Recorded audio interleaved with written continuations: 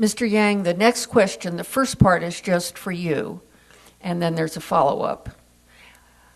Would you sign the Grover Norquist Pact to not raise taxes, as the majority of Republicans have signed in Sacramento?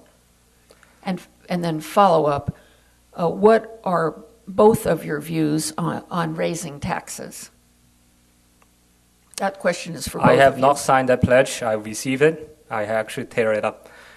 Let me tell you, the great thing about our new political system with open primary is that I can run. I do not have to run to the right to win any primaries. I can tell you exactly what I believe.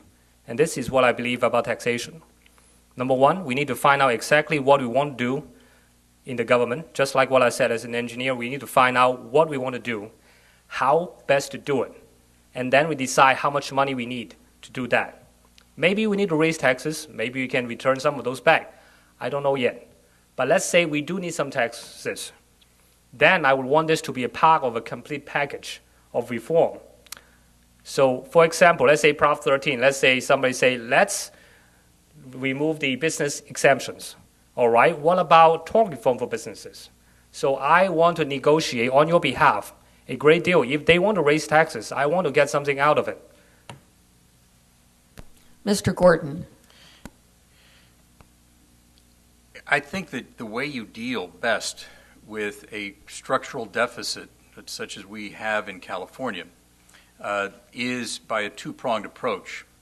You cut expenses, you raise income. And so we have been cutting expenses. The state now has the smallest budget that it's had, general fund budget, that it's had in years.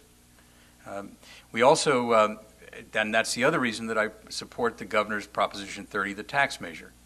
Again, for a limited period of time, until we can get our economy growing again, let's raise some additional revenue. That allows us to, I think, address directly the kind of structural deficit that we had. So I support a combined approach that looks at raising revenue on a temporary basis while we also begin to dramatically reduce our expenses.